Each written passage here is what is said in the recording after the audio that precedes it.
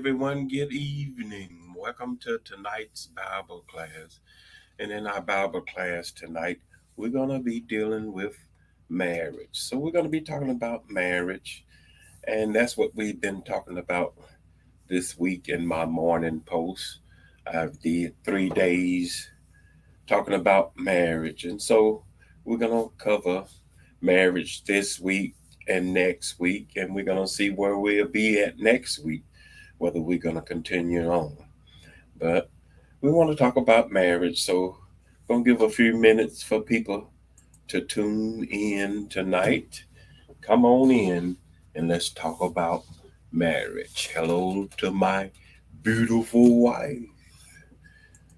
She has made marriage for me wonderful. All right, so we're going to talk about marriage tonight.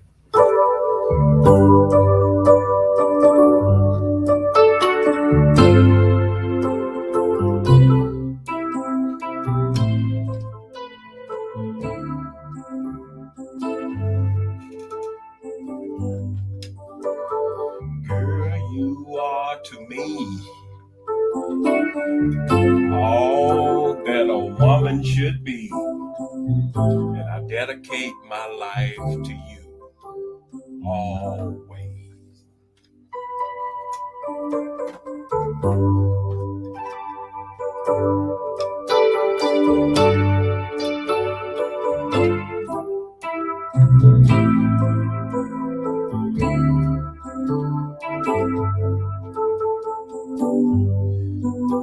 And we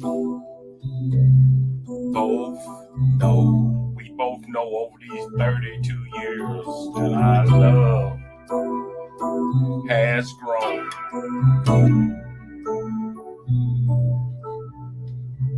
And forever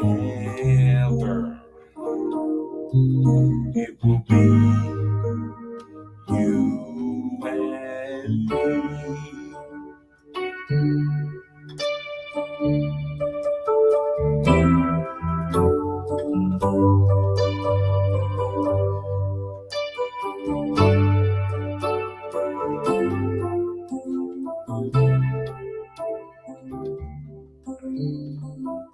The next part of that song says, "Come with me, my sweet.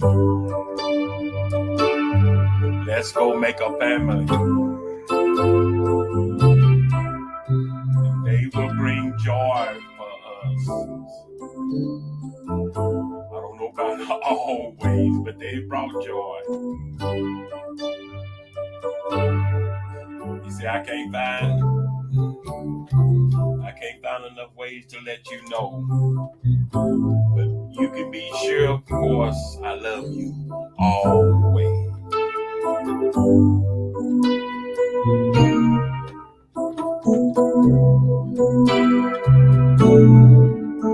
Come on in the room, everyone. Let's talk about marriage.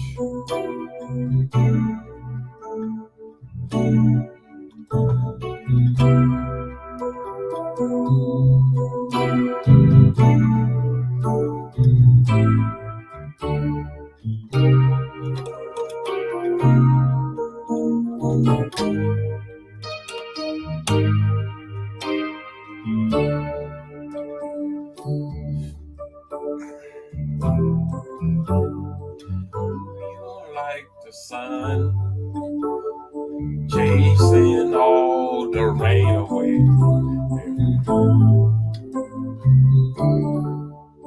All right, we're going to get started with our Bible class.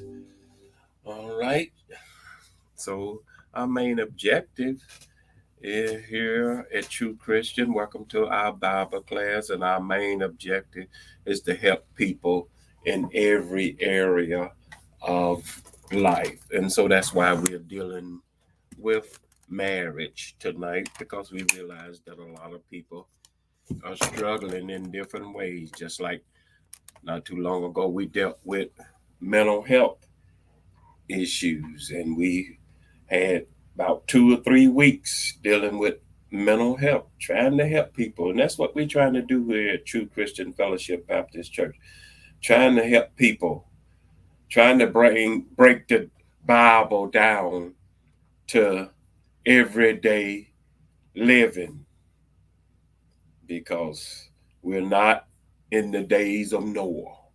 We're not in the days of Moses. We're not in the days of John the Baptist and all of them, Peter and the disciples. We're not in the days of Paul. And so we try to break things down and bring it up to our day, and how God would have us to implement the word into our lives today. And so that's why we try to cover situations that people are dealing with. Hello to my brother Kenny. God bless you this evening. All right. And so we're going to pull up our Bible as we get ready to deal with marriage. And first of all, we're going to go over here to Genesis chapter 3, verse 16, as we look at marriage. And the first thing we're going to talk about, your true beauty is your identity. Your true beauty is your identity. And why are we saying your true beauty is your identity? It's because so many people, they want to be married so bad that they lose their identity, because they want to be married to a person so bad. They lose their identity because they want to please a person so bad. But you can't lose your identity trying to please a person. And so over here in Genesis chapter 3, verse 16, our Bible says here that God said unto the woman, he said, I will greatly multiply thy sorrow, and thy conception in sorrow thou shalt bring forth children. And thy desire, that's the part what we want this part be. Thy desire shall be to thy husband, and he shall rule over thee. And so that's what's happening in our world today. It's a natural thing for a woman to want to be married, to want to please a man. That's a natural thing that's been put in within her by God. But don't lose your true beauty trying to please a man. Too many people are going out here altering their body with tattoos and Botox and other things, trying to please a person. That's an altered beauty. And altered beauty only astonishes the eyes. But true beauty that comes from within will astonish the eyes and the soul. That's your true beauty that comes from God. That's what he placed within you. There is something about you, that about a woman, that attracts a man to that woman. That was placed there by God. And so don't lose your true beauty trying to attract a man, somebody. That your true beauty is holding on to your true identity, which is by identifying with God. Don't try to identify with the world. The Bible said, be ye not conformed to the world. So don't try to identify with the world. The world say you need to dress this way. The world say your hair need to be this long. The world say your skin need to be this color.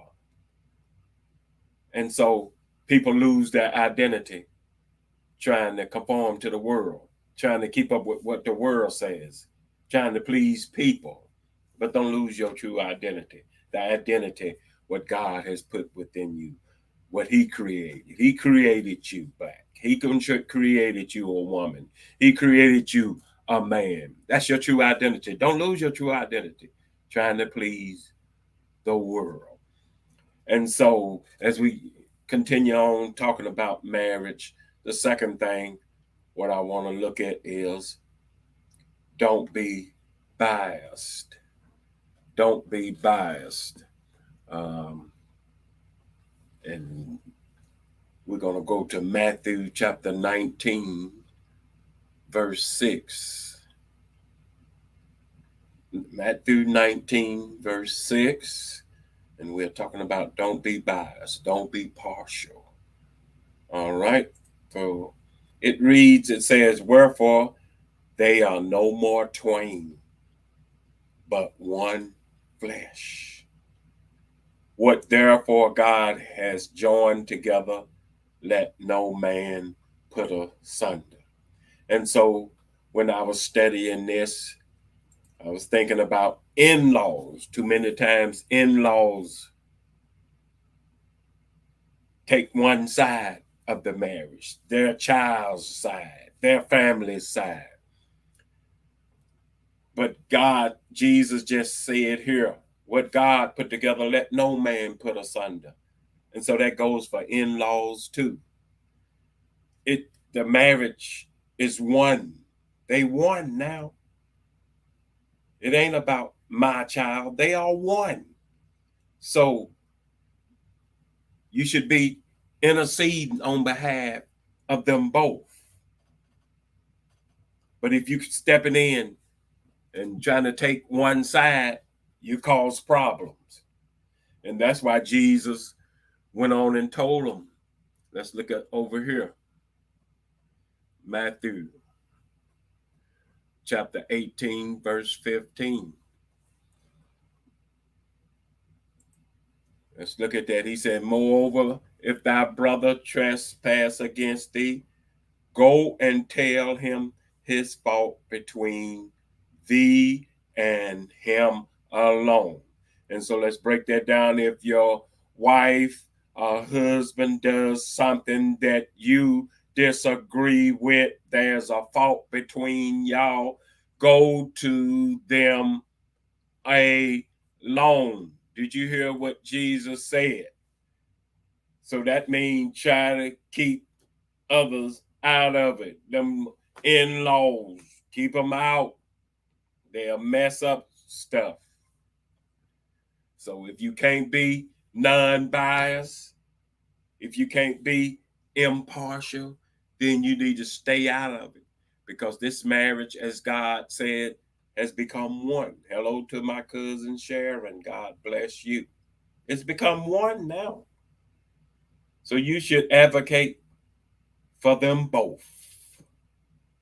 Don't be taking sides. Jesus intercedes on our behalf. He ain't just interceding for church folks. He interceding for the world, whoever calls on him. That's why over there in Isaiah 1 and 18, he said, though your sins be as scarlet, I'll make them white as snow. He said, come, let us reason. So he's interceding. He's willing to reason with whoever comes to him. So come to him. Come to him. Whoever you are, whatever you going through, come to him. He ain't biased. He ain't partial. It ain't about white or black. Okay? So we got to be non-biased. Don't be biased when dealing with married people. Okay? And let's go into our third thing, which is part of this here, where we at in Matthew 15. We're going to come right back to Matthew 15, where we at. But we're going to go over here to Hebrews chapter 13, part 4a. Hebrews 13, 4a. Let me pull it up. All right, here we go. Hebrews 13, part 4a. Now, here he's talking about marriage. And he said, marriage is honorable in all, and the bed undefiled. But we're going to stop right there on that part A. Marriage is honorable, and the bed undefiled. When he's talking about your bed, he's talking about your secrets, your privacy, what goes on between you and your husband, you and your wife. It's undefiled because you got to keep it private. It's intimate. And that's why Jesus said over there where you just read in Matthew 18:15, go talk to your wife, your husband first, privately. Y'all try to work this out. Keep it in the bedroom. Don't you know when you begin to bring in outsiders, that's when a lot of mess start coming up. That's when a lot of trouble come up, when you start bringing in outsiders. But Jesus said, keep it intimate. Keep it intimate. Keep it private. It's a private place. Resolve your issues privately. Instead of running to mother or father all the time. Stop running to the in-laws. Stop running to the cousin, the brother, the sister. Work this thing out amongst you and your husband or your wife. Keep it private. Keep it private. And that's what we got to learn to do in our marriages. Stop taking it on out there to the world. But Jesus gave a process where he said, you may have to take it outside of your marriage. That's a process. So let's go back to Matthew 18 and 15 and look at that process that he mentioned. Let's go back, Matthew 18 and 15, and look at this process. First of all, we start off verse 15, moreover, if thy brother, so we say, if your husband or wife shall trespass against you, go and tell him or her their fault between you and them alone. Okay, that's the first stage. Now look at the second stage, part B. He said, if he shall hear thee, thou hast gained thy husband or thy wife. But look at verse 16. But, see, and there going to be some buts in your marriage. But first of all, you try to work this thing out privately. This is the second stage. But if he will not hear thee, if y'all can't get this thing settled, husband won't listen to you, wife won't listen to you, then take with thee one or two more. Still, not so many. Don't put it on Facebook, Instagram, YouTube. He said one or two. That's it. That in the mouth of one or two, them witnesses, every word may be established. So you bring in a witness. Sometimes you need to bring in a witness, somebody like a pastor, that a marriage counselor that has the wisdom to talk to you, to tell, to put out the truth. And sometimes that will work, but it don't always work, which why Jesus went to the next stage, verse 17. And I hope y'all marriages ain't getting to that 17 and 18 verses. Hopefully y'all staying on that one first stage and working y'all things out privately. But if you had to bring in one or two witnesses, okay, sometimes you got to do that. But here we go to this third stage where he said, verse 17, if he shall neglect to hear thee, tell it unto the church. Now you're going public. Because y'all know, in the church, you got folks that love God and don't love God. In the church, you got folks that knows it. And soon as they leave the church, they telling everything that happened in the church, telling everybody business. We got busybodies in the church. So when you get to the church stage, you go in public. And why you got to go public? Well, sometimes some people try to hide what they do. They try to hide what they doing to their wife or what they doing to their husband. And sometimes you got to expose them. And that's what John the Baptist talked about when he said, men love darkness and they won't come to the light unless their deeds be reproved. Some folks, you got to bring it to the light, put it out in the open. You've been beating on me. Don't you go around hiding that man been beating on you, abusing you. Sometimes you got to bring it to the light and let the public see what's going on. And maybe he'll change at that stage, that third stage, when he see that you've been acting ignorant, that you ain't gonna just go and do this person like this and continue to get away with it. Others see your foolishness. And sometimes when we see that others see our foolishness, we change sometimes. But then sometimes we got to move on to this next stage of that 17th verse, which is that let him be unto thee as an heathen and a publican. If he neglect to hear the church, let him be unto thee as an heathen and a publican. Did you hear what Jesus said? It's a sad thing if some marriages get to that stage where they neglect to hear the church and you got to treat them as a heathen. Heathen ain't somebody that you want staying in your house. Heathen ain't somebody that you want to be sleeping next to. Heathen ain't somebody that you want to be waking up looking in their face every day. Heathen ain't somebody that you want to be sitting at the table eating with. Heathen is not somebody you be intimate with.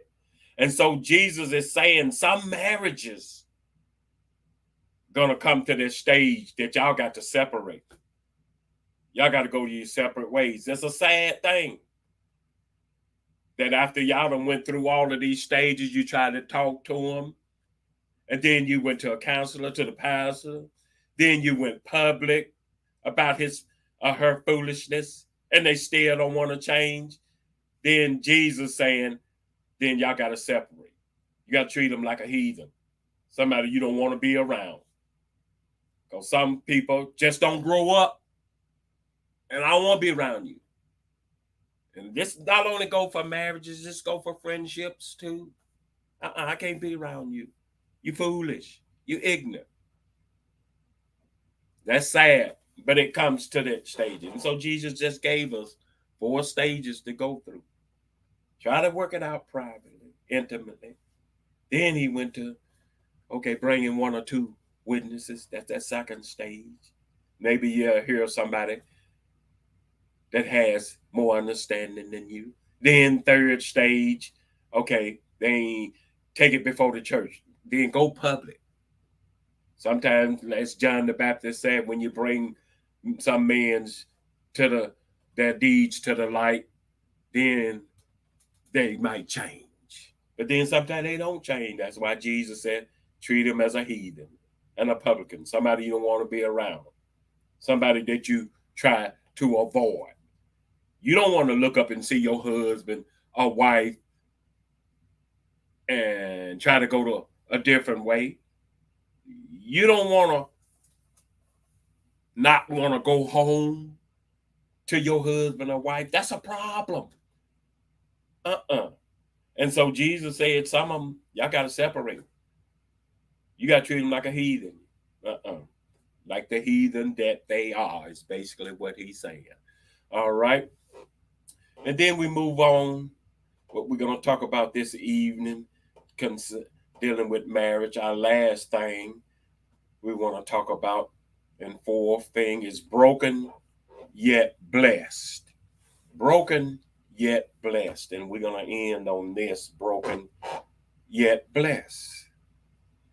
And so let's turn our Bibles to Matthew 14, verse 19. Matthew 14 and 19. We're dealing with broken yet blessed. Some marriages go through brokenness. Even in our lives, we go through brokenness yet blessed. Let's look at this here. Matthew 14, verse 19 says, and he commanded the multitude to sit down on the grass. and took the 5 loaves and the 2 fish, and looking up to heaven, he blessed and brake and gave the loaves to his disciples and the disciples to the multitude. Did you see right there? First, he looked up to heaven. Then he blessed. Then he broke. Then he gave it to be passed out to the people.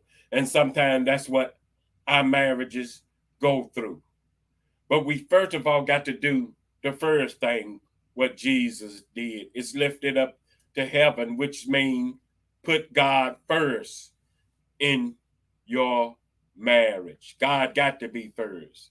That's why he said, love the Lord thy God with all your heart, with all your soul, with all your mind, with all your strength. So we got to put God first in our marriages, in our relationships. We got to have God got to be first.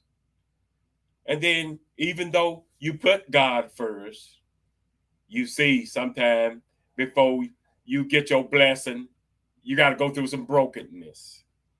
And I'm so glad that I went through some brokenness before God blessed me with my wife, because I had chose another woman to be my wife. And God stepped in. He broke that up. And I'm so glad he broke it up. I went through some brokenness, some disappointment, because it wasn't working out like I wanted to. But I'm so glad he broke me up from that woman so I can get with my wife, Peggy. And so sometimes we got to go through some brokenness in life. Sometimes God got to break our attitude. He got to break our egos. He got to break our way of thinking. Sometimes you have too low self-esteem is too low. He got to break that. You are somebody. You a child of God. So sometimes we got to go through some brokenness. And some days your marriage is going to go through some brokenness. Some days you're going to feel broken in the marriage. They're going to feel broken. But long as you put God first, he has a way of blessing our brokenness. God has a way of breaking things up and then putting them back together better. You thought you had it under control. You thought you was God's gift to women or God's gift to men. God break up you. He'll break you up, break you down, so he can bless you. And whatever God does, the Bible says all things work for the good of them that love God and are called according to his purpose. So it's going to work out for you good. It may not feel good, but sometimes God got to break it up. Just like we just said about Jesus. He said sometimes you got to treat him like a heathen. That's that stage where God is breaking this thing up. He's no more your husband, your wife. He's a heathen. God is breaking it up. And then we see that sometimes when God breaks some things up, he don't put them back together again. Ask David about that. He was blessed, but he messed around and went in and broke up somebody else's marriage, caused a lot of heartaches in somebody else's life. God came along, broke up what he thought he had going, told him that the sword will never leave your house. He broke up the peace in David's house. David had peace, had God had him covered. But then he broke that peace, and God said the sword will never leave your house. He broke David up. David cried all night long for his child that he had by this outside woman. But God took that child He broke it. It's sad that a lot of children, families are being broken because of our bad choices, like David. You making bad choices, sometimes God ain't gonna put it back together. Ask David, he'll tell you. He lost that child. That's a brokenness that he couldn't put back together again, and God didn't put it back together. The sword will never leave your house. He lost that peace. So we got to be careful. That's why God said marriage is honorable. It's important because he the one who put it together. Don't you be messing with what God has put together. And he ain't just talking to outsiders. When God put something together, the husband can't mess with it, can't break it up. When God put something together, the wife can't break it up.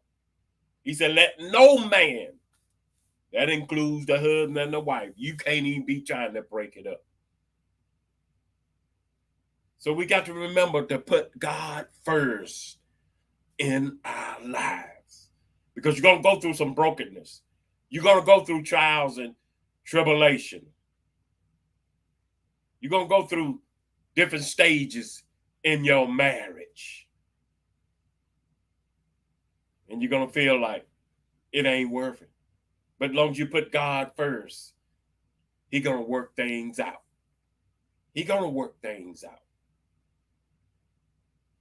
All right.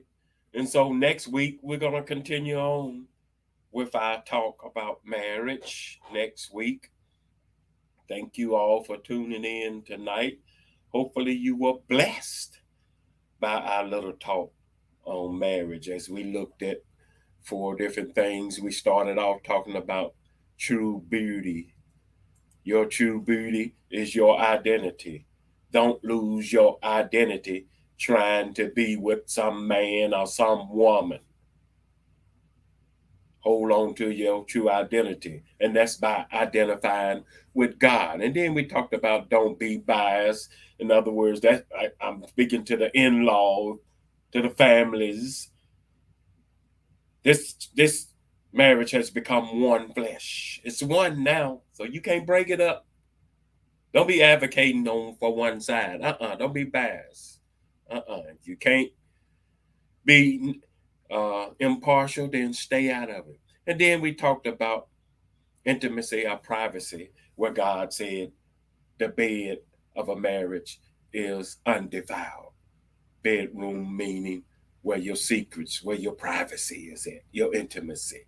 And so don't be bringing in everybody into what goes on in your house. Don't be running to the outside to solve things right away. Jesus said first, resolve it between you two, between you and them privately. And then last of all, we talked about broken yet blessed. So this is just letting you know that your marriage is going to go through some brokenness. It's going to go through some trials and tribulations. The enemy going to come at you. But as long as you put God first, then that blessing is coming. Jesus broke the bread, but he still blessed the people with the bread. We got to put God first. All right. Thank you all for tuning in tonight. And as always, keep God first in your life. Thank you to my cousin Shirley, as always, for tuning in. God bless you. My beautiful wife, God bless you. My brother Kenny, God bless you. And Papa Palmer, I can't say your name, but God bless you, brother Papa La Palma. Excuse my English. But thank you for tuning in tonight. And if I miss you, charge it to my eyes and not my heart. All right. Thank you all for tuning in. Y'all have a blessed night. And as always, keep God first.